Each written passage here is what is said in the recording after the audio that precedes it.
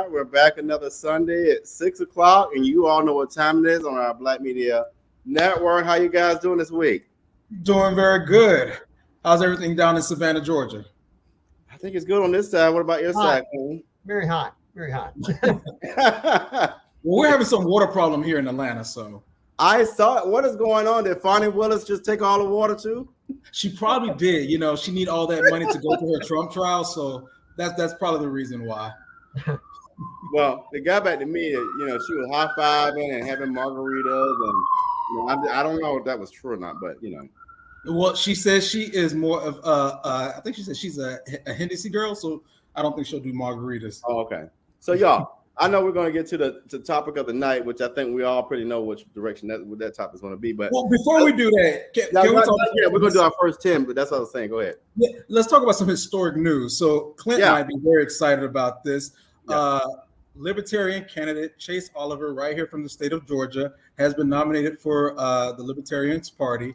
They're going to be on 37 ballots. He is the first openly gay person to run for president of the United States. I do think that is something to what's up? He's not the first. Yeah, he endorsed the campaign last year. And excuse me. I think you'll like some of his policies. I do like some of his policies. They're automatically bashing the moment he was nominated. And it has caused a fracture among some libertarians. But I think he was our best hope for a candidate. Well, he beat 9 other people, so definitely. Yeah. What is his background? I saw it, but I didn't do a lot of research on him. So what is he? What's his story? From what I understand, with Justice, a bunch of various jobs. He's been very political for a long time in the Libertarian Party, fighting for ballot access. He helped fight against Cop City, which I was against as well. I'm sure you heard about that in Atlanta. Right. He was at the hearings, giving his testimony against Cop City. Right. And he also ran for John Lewis' seat as well after John Lewis passing, even though he did not win. Oh, wow. Okay, so he's right in Atlanta. So he's Atlanta proper. He also wants to stop the unnecessary gun regulations. His politics is, well, it's not a lot in a line with what libertarians stand for. The only thing that I ever disagreed with him on was mandates. Yeah. And trans children. We disagree on that. But outside of that, we're pretty much on par. Wait, what's his stance on trans? He believes that basically if a child and the guardian of the child wants to transition and they're under 18, they should be allowed, and I'm against that. So typical Atlanta stuff. So that's what he's for. Got it. Okay. Yeah. And as far as the mandates, he supported the mandates, and I didn't. I was against mandates. I believe that if you get vaccinated, it should be between you and your doctor and no one else. You shouldn't lose your job just because you didn't take the vaccine. That's my stance. Yeah, I understand that. Yeah. So, well, we wish him the best. I think now there are 5 candidates running for president. You got Kennedy, you got West, yep, the Trump, you have Biden, and what's this young man's last name? Chase Oliver. So, hey, y'all got 5 options, real 5 options. So, y'all, I am one of these people who got to visit Dubai, and you know, part of politics and political and public policy is economy itself. I'm gonna play a short clip and just kind of probe your brain before we hop into our main thing real quick, just to get your feedback on what you think in a public policy stance. Dubai. I'm gonna give the perspective of my American sister and her husband, who have been living in Florida for the past 4 years. They recently visited me here in Dubai. I'm in the beautiful Blue Waters Island with the marina in the background and the beautiful yachts. What is their perspective and the differences between living in Florida and in the United States as a whole versus living here in Dubai? The first thing they mentioned was the taxes. Of course, every US citizen knows that they pay 40%, 50% on taxes. What they couldn't believe is how this country, the UAE, runs without taxes. Yes, you pay a lot for food, you pay a lot for many things, for properties, you pay fees to the government, but you're not losing a percentage of your income. Everybody's paying the same, and then you can make as much as you want. They didn't believe that you could make millions of dollars here without paying taxes. And they don't get anything in exchange for hundreds of thousands of dollars in taxes spent over there in the US, specifically in Florida. A lot of people are going to Florida because they're paying too much tax. In other states like California, people are just saving a bit on their money, a few percentage points, but they're still paying 30-something percent, 40% for what? For the streets to have potholes, for not to feel that safe, which was the second thing, is safety. They've never felt so safe in their life, specifically my sister, as a woman here in Dubai at night, walking around, extremely safe. I left my camera on the bench there, went to the bathroom, came back, the camera was still there. They said, how dare you leave the camera there? Somebody's gonna take it in 2 minutes. Not here in Dubai. Specifically in places like Florida or some dangerous areas of Florida, some dangerous areas around the United States, you have to always watch out for people, specifically at night. Here in Dubai, you don't care.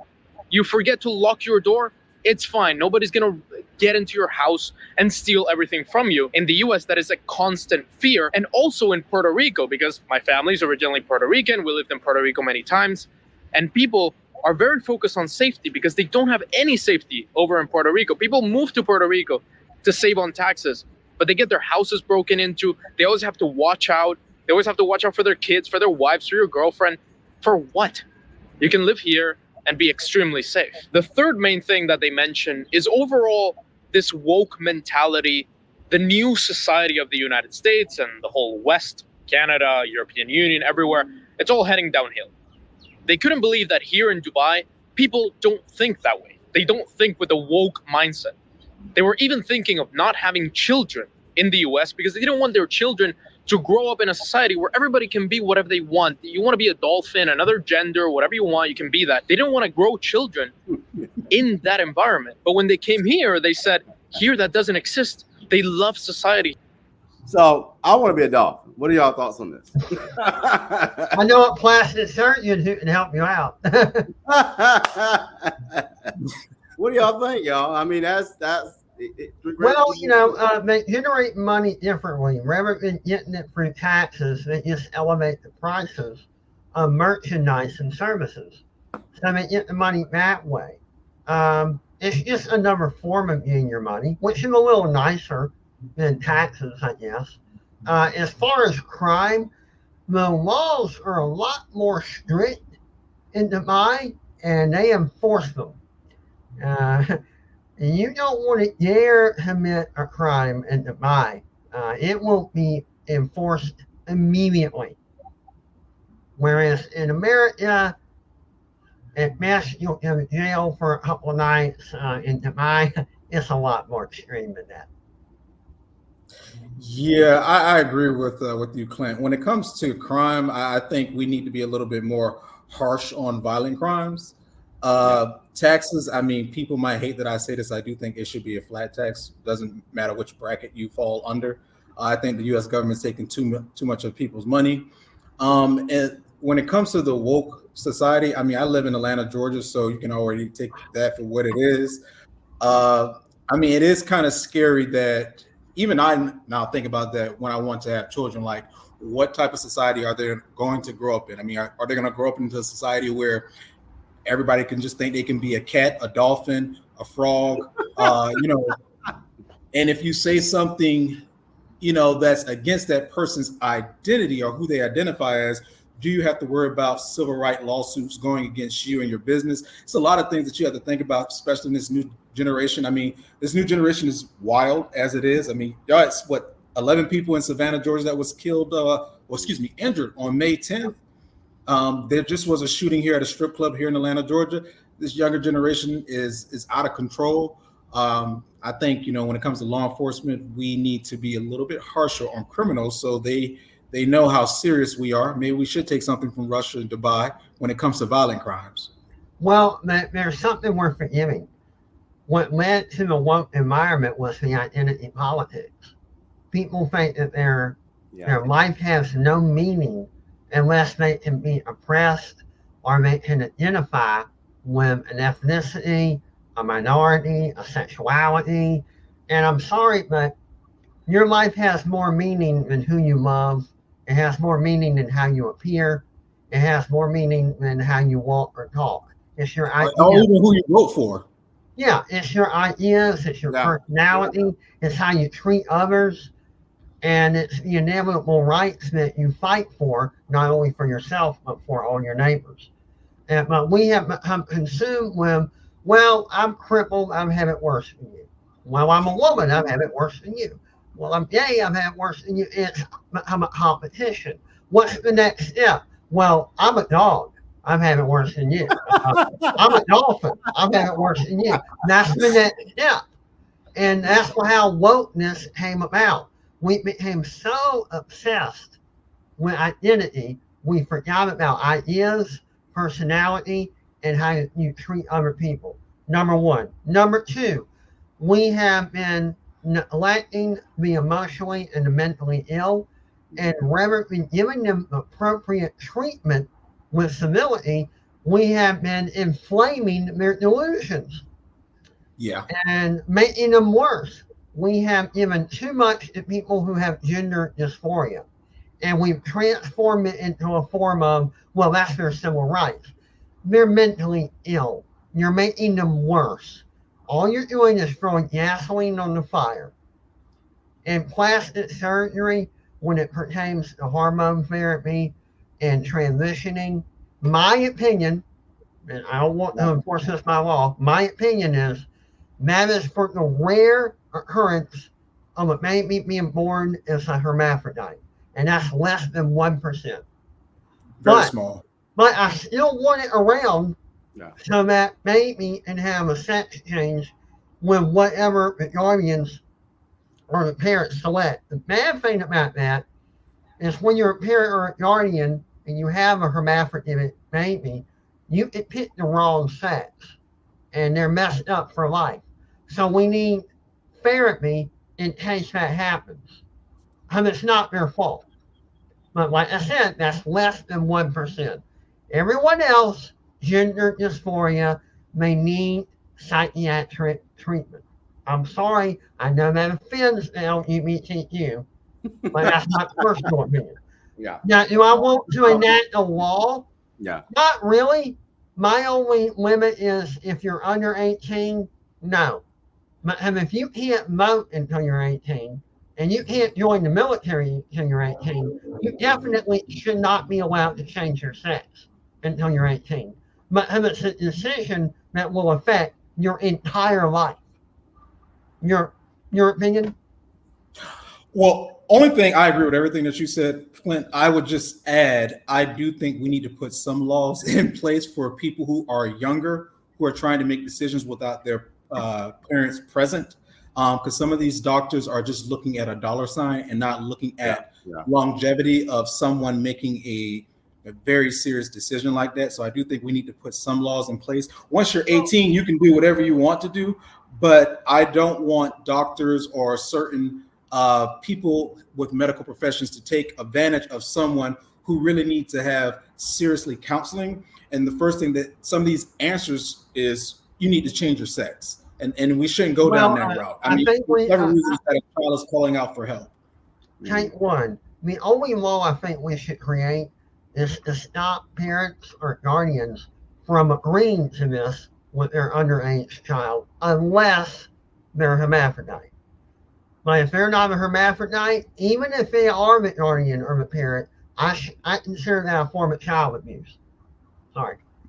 But most of the laws that the LGBTQ whatever levels that we're adding on now, most of the laws that are being passed by most Republican states, they do have what you're saying in there, Clint, when it comes to hermaphrodites. Okay. There is some protection in there for them. Some is a little bit extreme. I think Tennessee is the only one who went far-fetched, as even having adults go through some type of mental treatment before transitioning. I think that's way too far-fetched. If someone over 18 decides that, hey, I want to chop it off, hey, go right ahead. Chop on my second complaint, if you want to transition and you're over 18, that's fine, but the taxpayer should not have to pay for it with Medicaid or Medicare or military, medical insurance. I'm sorry, but military benefits such as their medical insurance shouldn't be for transitioning. It should be for hernia, a broke leg, cancer, stuff like that. If you have gender dysphoria, pay for it with your own privatized money.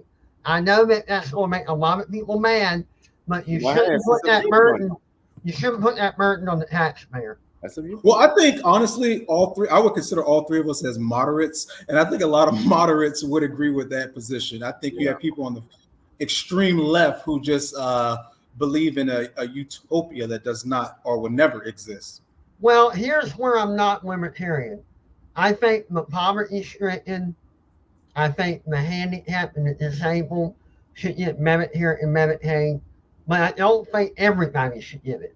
And this is what upsets people.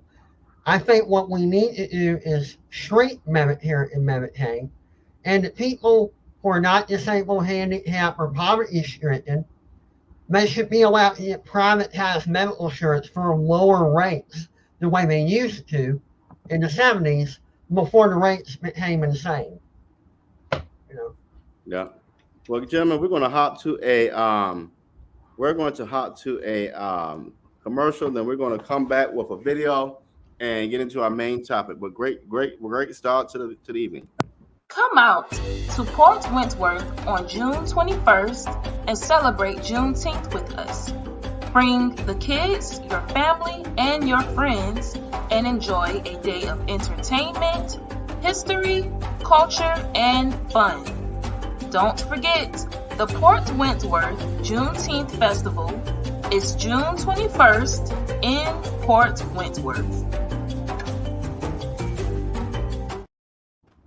Today, unrepentant, defiant, and casting himself as the aggrieved one, as newspapers across the country proclaimed a New York jury's finding of guilt against the former president in his falsified documents trial.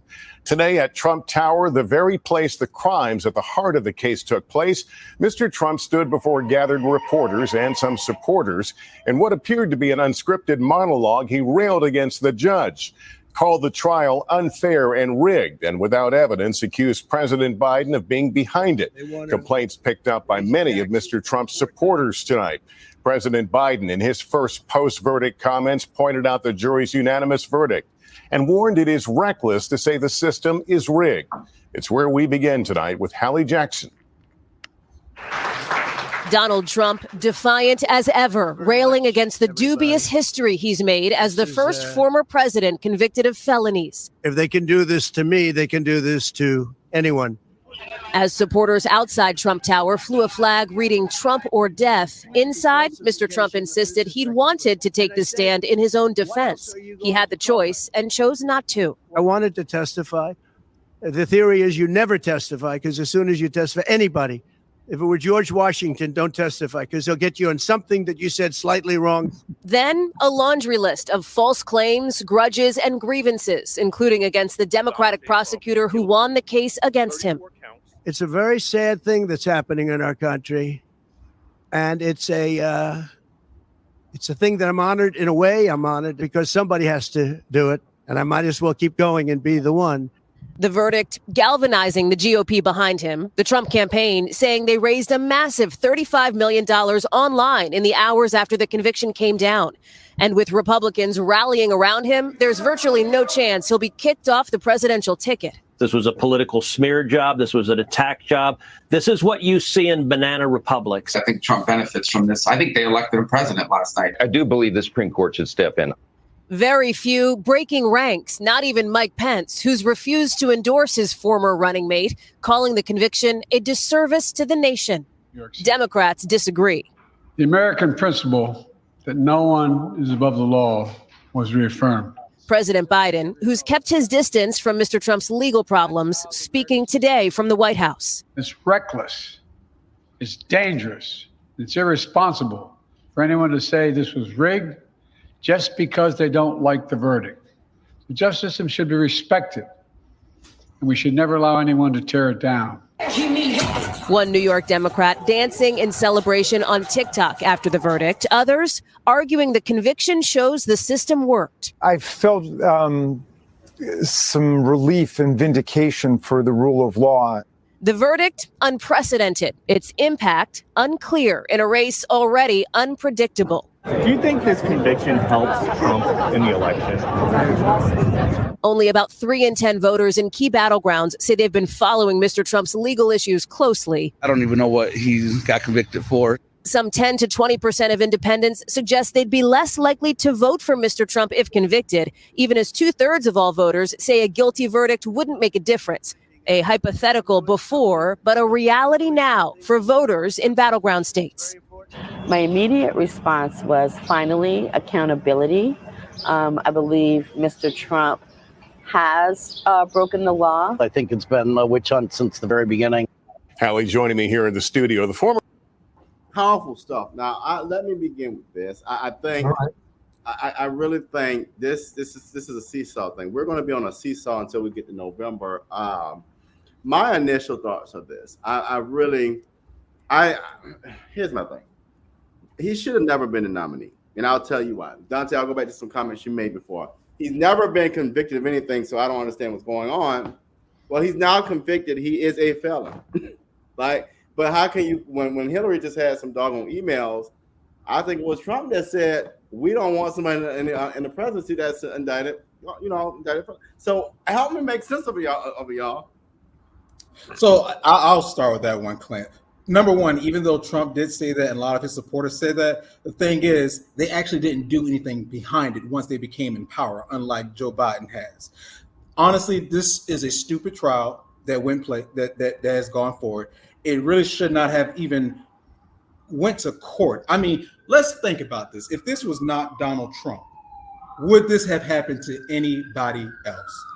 They were already past the statute of limitations anyway, and they still went forward with this.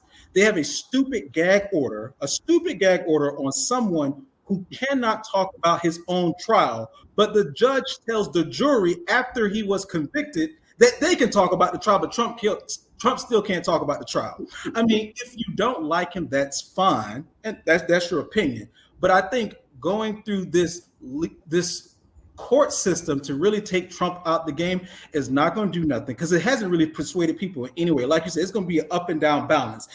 If you thought one way about Trump, if you wanted Trump to be guilty, you're happy about it. If you didn't want Trump not to be guilty, you're upset about it. So it's really not going to change anybody's opinion. I do think it's going to have the opposite effect of what Democrats is hoping for, because a lot of independents and a lot of moderates, even Nikki Haley supporters who were on the fence, have now come over to Donald Trump because they really see that this is, excuse my language, bullshit. Well, let me allegedly. Let's break this down. Let's literally break this down. He allegedly had sex with a porn star. He did not want that information to come out. So he had his attorney he had his attorney to draft up an NDA to shut her mouth, not to go to the press and talk about it, which a lot of celebrities do.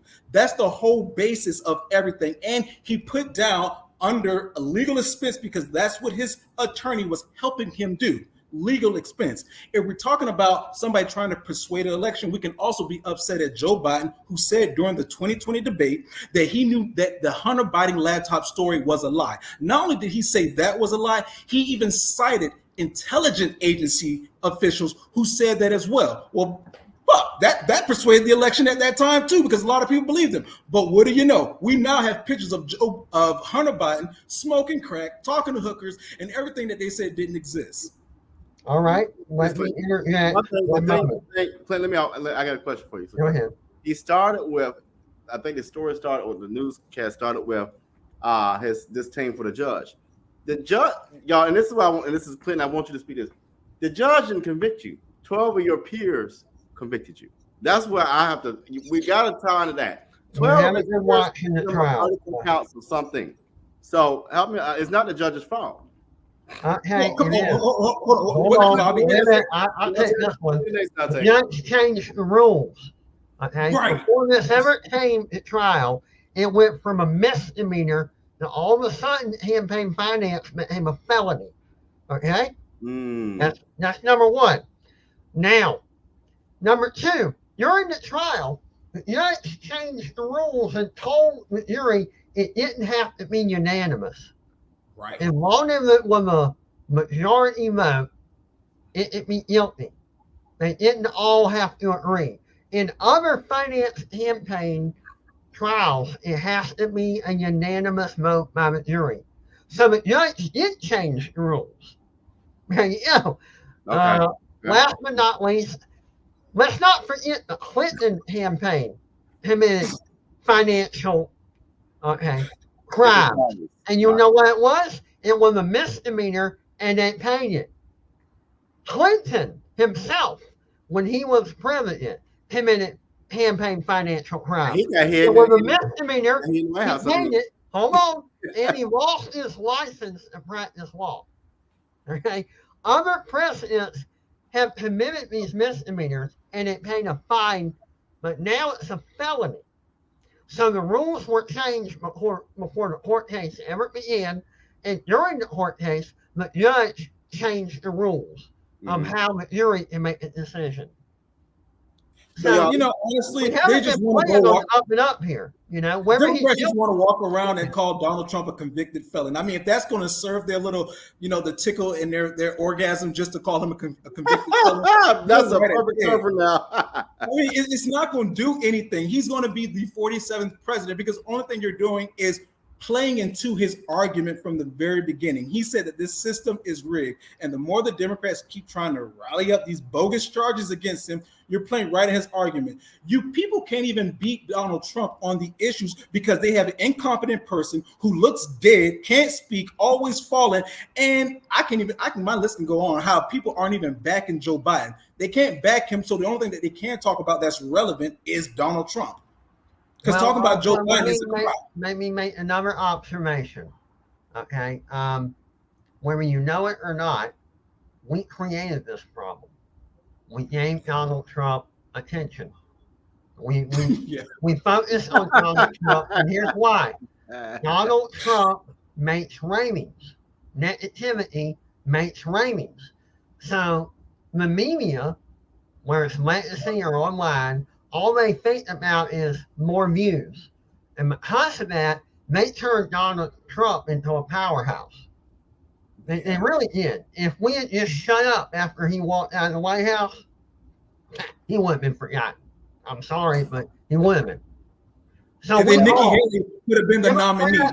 Republicans and Libertarians, we made Donald Trump the focus of everything we said, and we gave him popularity. It's our fault. I'm sorry, but it's our fault. Your turn. All right. Go ahead, Brian. Well, I was going to say, so what do y'all think? Just hypothetically saying that the sentence is jail time. I mean, well, now it's a felony, yeah. Yeah. Honestly, my opinion, throw him in jail. I want them to throw him in jail because it's going to make him be president. And I mean, more people will go out and vote for him. I mean, if that's what y'all ultimately want to do, you got his mugshot, you got him convicted as a convicted felon, well, then throw him in jail. I mean, if you hate him that much, throw him in jail. Let's start dancing around this, and Democrats should actually accomplish what they're setting out to do. Put him in jail. That makes everybody happy. Go ahead and do it. But the only thing it's going to do, his poll numbers are going to continue to inch up more and more and more and more as you do this. And there's something that we're missing. After Donald, let's say hypothetically he gets elected, all right? After he's out of office, this can be done to a Democrat. They can bring the Democrat up for the same charges, and now it's a felony. When in the past, when the misdemeanor, all that was necessary was a fine, and presidents were not, destroyed. They had immunity. Now there's no more immunity.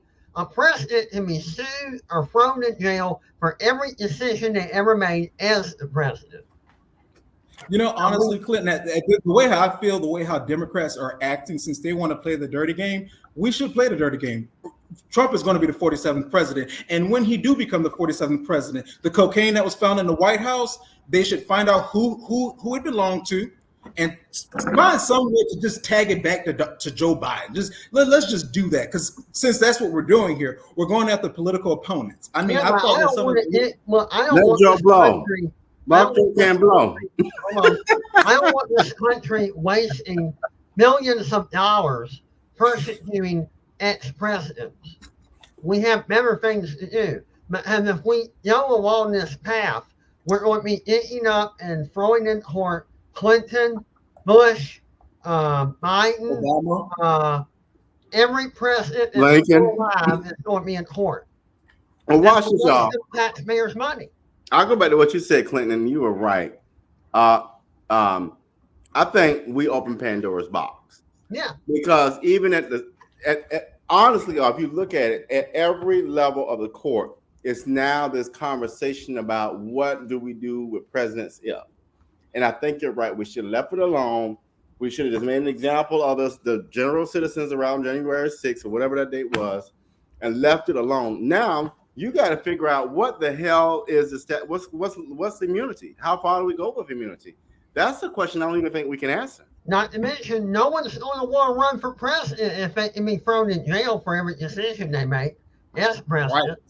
Right. And it's going to be I think the biggest Pandora's box is, one, why do I have to show my financial earnings? What does it have to do anything? Two, am I going to be scrutinized on everything that should be an executive level deal? So if I call Putin and have a conversation, am I going to be scrutinized? And three, every decision I make is going to be under a microscope. I don't know if that's truly me being the leader of the free world. And that kind of hinders the ability of any person to do their job at the executive branch. If they have to be scrutinized with every step, they can't make a decision or get anything done. And we already have enough backlog in Congress and in the executive branch as it is. We don't need more backlog and more red tape. That's it. Well, so, honestly, this is what the Democrats wanted. I'm going to do a quick commercial break. When we come back, I want you all to take the role of Trump's campaign manager. What will you do in these next couple of months to prepare him, and what will be your strategy? So we'll be back in just a moment. Have you ever experienced a Juneteenth event? Come out to Port Wentworth and celebrate our second annual Juneteenth Festival. Friday, June 21st from 5 p.m. until 9 p.m. Come enjoy our music, our food, our heritage, our culture, and our history. It will be plenty of fun for everyone. Juneteenth is American history. It's a day that we celebrate and remember. It's a day that we look back, but more importantly, a day that we look forward. Join us this June.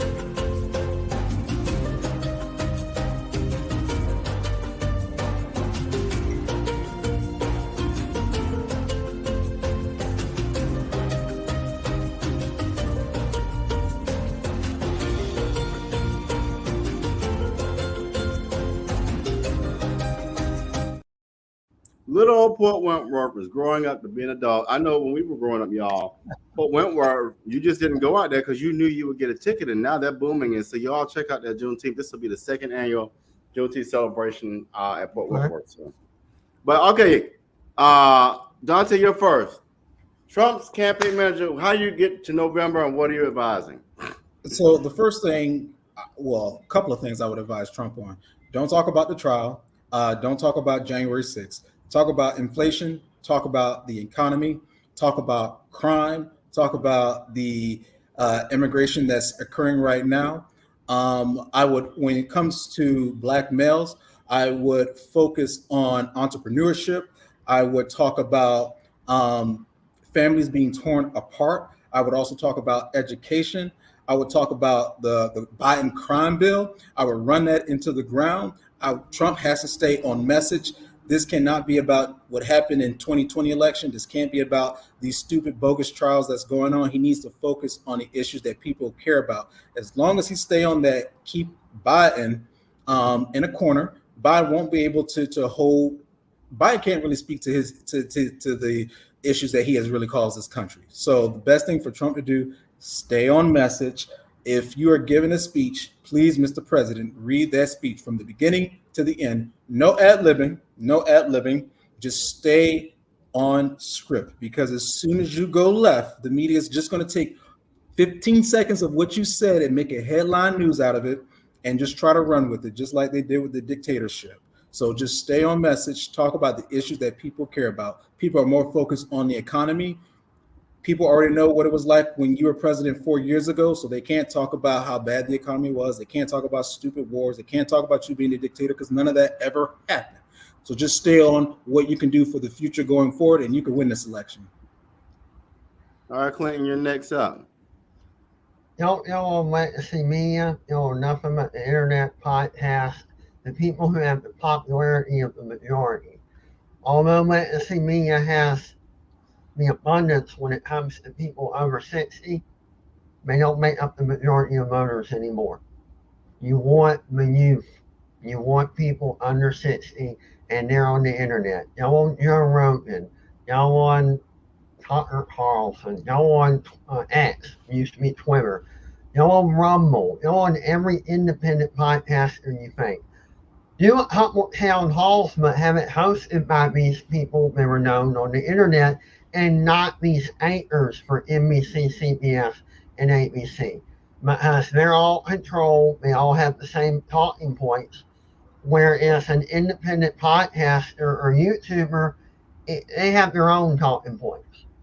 And they're more in touch with the people than any anchor woman or anchor man on any network. I'm sorry, but cable television, network television, satellite television, it's obsolete now. I mean, it's obsolete. You can merely pick clips of them all saying the same thing, no matter what station it is. And you've seen that. Number two, play up the felon part. Play it up. Because if you look like a martyr, more people are going to jump into your arena and vote for you. If you're the sacrificial martyr, every American will bust a gut to defend you. If it's one thing Americans love, it's an underdog. Yeah. We all love an underdog. Why? I think that goes back to the Revolutionary War when we poured the tea over at the harbor. We love underdogs. Play the felon. They gave it to you, run with it.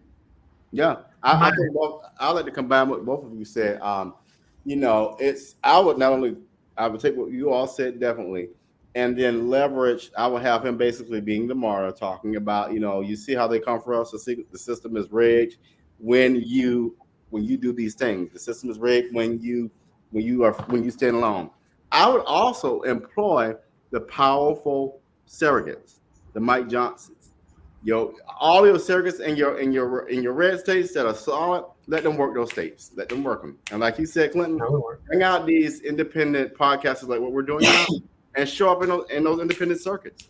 And when you have debates, don't have the debates hosted by network anchor women and anchor men. Have them hosted by podcaster, YouTubers, and Rumble anchors. Yeah. And that's the part. I think you're right. Cable news is so boxed now. It's podcasts like these that give people raw information to then digest. And to your point, every time he debated Joe, my question would be about inflation, giving away money when we got our own issues, and not standing on the American value, but standing in the backyard of TikTok. Like, if he sticks to those points, it's a no-brainer. Also, he needs to address the fentanyl epidemic, which is coming through the open borders and is heavily involved in human trafficking and the cartels. Yeah. Also, when it comes to it clear that this is not about denying people the opportunity to be an American. This is about stopping criminals coming through the south of the border to kill, kidnap, human traffic, and just outright, bring pandemonium. That's it. Also, to that point, Clinton, talk about illegal immigration and how it's going to some of these black areas, taking jobs from them, or sitting in their kids' gymnasium all day long, or even being put in nice hotels where some people can't even afford those hotels. Well, I agree with you, but I think we should focus on the death first. You know, the people that are being murdered and kidnapped. Then address how it's denying people, you know, schooling, hotel rooms, jobs, etc. Also, we don't have the revenue stream in Social Security, supplemental security income, welfare to support the massive influx of people coming from the South. And we can barely pay for you or I or anyone else who are native born Americans to get Social Security, SSI, welfare, or unemployment. We can't pay for such a mass increase in the population. Yeah, I totally agree on that. Y'all, let's kind of in that same spirit, let me add this video, and it's about the VP choice. We've talked about this before, but let me play this, and then we'll kind of jump in and share our. We're joined by someone who worked directly with the former president, May Mailman, former Trump attorney, current director of the International Women's Law Center. It's good to see you again, May. Thanks for being here. Yeah, thanks for having me. When you see this list of potential running mates at this event for Trump right now, what name immediately jumps out to you as someone who would both help Trump and win over some voters? So the name that I see that seems to fit that bill is Tim Scott. That's who I've thought for a while now. A couple of things. One, because of Trump's age, he wants to pick somebody who people can see as presidential, not as vice presidential, but at the same time, not outstage Trump, not be the star of the show.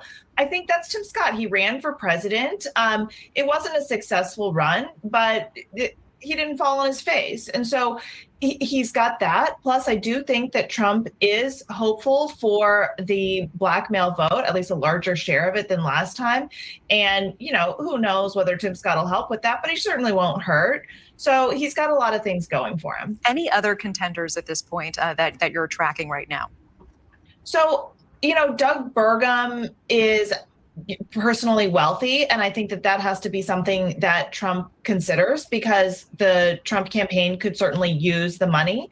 But I really don't see Kristi Noem. Elise Stefanik, I think, is possible, but maybe the person is not even on this list. We've still got a while before the RNC, the convention. And, you know, as long as he's got the pick in before then, that's really all that matters. You know, I have to ask you about Governor Kristi Noem. In her book, of course, writing about killing her 14-month-old dog Cricket in a gravel pit and then also killing a goat, she says, because it was, quote, nasty and mean and smelled disgusting. She's been posting on X this week. She gave an interview trying to clarify all of this. What are her chances on the ticket at this point? And do you think she was ever a serious contender? So I don't think she was ever a serious contender because I don't think she brings anyone extra. So anyone who likes Kristi Noem already was going to vote for Trump. This is why Mike Pence was so perfect. Donald Trump had this New York billionaire playboy vibe to him. I mean, still does have that. And Mike Pence brought over a more evangelical, a more Midwestern, a more establishment, traditional conservative. Kristi Noem already is a Trump lackey. She was not going to bring in additional people. Yes, she's a woman, but I don't think that she would necessarily bring in the female vote. Well, y'all. So I go back with what she just ended with. Why not Condoleezza Rice? Okay. So I'm sorry. I could be biased because I just think he should pick Nikki Haley at this point. I mean, I know they have a little issues. I think he should just go ahead with Nikki Haley. Nikki Haley can bring over some independents. She'll definitely bring over her supporters. I mean, she would even bring over some moderate Democrats. My mom is a lifelong Democrat, and she was even saying, okay, I can take a look at Nikki Haley. So I think that needs to be put, that Trump really needs to think about that, put a pride to the side. But if it's not Nikki Haley, I'm okay with Tim Scott, Marco Rubio, J.D. Vance. DeSantis is a hell no for me. I like Nikki. I will give you this. Nikki has galvanized, regardless of all what people want to say, a bad thing she changed her name, now who doesn't? But Nikki brings in a softer, thoughtful, strong evangelical audience. And she's not hard to work with. No. She is honestly, she even offers more than Mike Pence to me. She offers me somebody that isn't scared to say, sit your ass down. We're going to have this conversation. She's done that. this is why I am a Nikki Haley fan, because she is willing to stand on her own, and even though she's a woman, she's been a woman governor of a Southern conservative state. She's the best choice. What do you think, Clinton? And honestly, if you go back and watch the Republican presidential debates this year, she was the only one on stage who had an articulate answer for how Republicans should handle abortion. Nobody else did. She had a plan that made sense. She will eat Kamala Harris alive. Sorry, y'all. She will eat her alive. But I could take Condoleezza Rice too. I could take Condi. I want Chelsea Abbott. I'm sorry, I want Chelsea Abbott. I think she would be better than Condoleezza Rice. I'm sorry. Are you for real? Yeah, I'm for real. No, you're not. You're being sarcastic. I thought he was being sarcastic too. Yeah, I mean, well, honestly, y'all, it's not, I don't know. I was going to say someone like a Brian Kemp, but I don't think Brian would accept the offer anyway. Nah, Brian wouldn't. Hold on. Save my great governor for 2028. Let him, don't touch Brian Kemp. Georgia loves him. He's doing a good job here in Georgia. Even Democrats love him as well because he's now on the crazy foolishness that some of the extreme Republicans are on. Let's hold Brian Kemp for the future. Put him on to the side, but yeah, I think put him off to the side. With all due respect, put him off to the side for now. We're gonna hold that one. I like the Nikki Haley conversation, and I like Tim Scott as Secretary of State, honestly. And I can see my only problem is when don't get another idiot to run the Department of Education. If anything, just get rid of the department. Don't get. I think we should get rid of the Department of Education. Yeah, let's do something. I'm sorry, but it's a worthless department. It's a waste of taxpayers' money. We should leave it up to the states, number one, and we need to institute school choice. There's no need for public school education. It's failed for 90 years. We keep producing substandard students with high grade point averages, but then they have no practical sense or critical thinking skills. I'm sorry, I've been through the public sense. I love it. But it is dumb and silly. We need school choice. I mean, it would force the public schools to compete, Well, and let me compare it to this, you all, because I'm a public school advocate, and I will look at the driver's license thing, right? So we all know how to drive in different states. We all know how to recognize the general signs, but that's a state level issue. Yeah, schooling should always be a state issue, not a federal government issue. Yeah, that's my opinion. And I play with that a lot because honestly, as a state level conversation, you have the choice as a state to do school choice or to do public schools, which I think a lot of times the federal government tries to take and govern everything, even like this whole declassification of marijuana. It's like, let it go. It's a damn plant. Let it go. The states can decide for themselves. That was the whole point of the United States of America, to allow the states to have some autonomy over how they conduct their everyday life. If we put everything under the federal government, then we are moving into becoming a totalitarian police state. And I don't want that. Well, and that's why we got all those cameras, so they can see everything you do. Yeah, pretty much. And I'm against that. Oh yeah, I am too. I just think that's overreach. But so yeah, y'all. Any final thoughts as we reach the end of our hour? I think Trump is going to raise at least $25 more million. Well, he's already at 52. Yeah, million. I think it's going higher.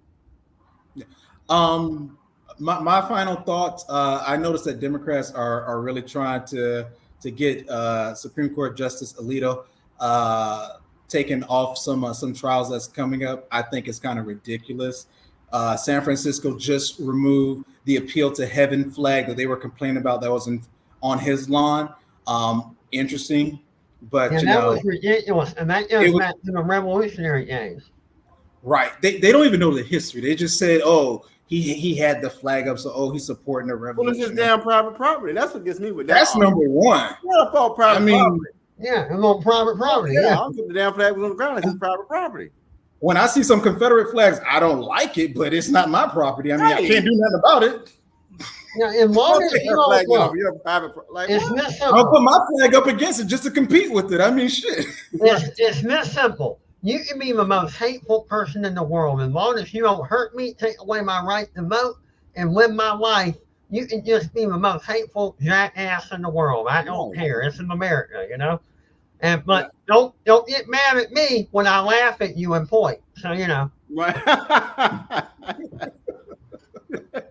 Yo, this has been great. We'll be back. We'll be back to you, and we're just gonna see. It's gonna be an interesting cycle of this election season. So buckle up and get ready for the ride. Get ready for it. All right, we'll see y'all next time. Thank you.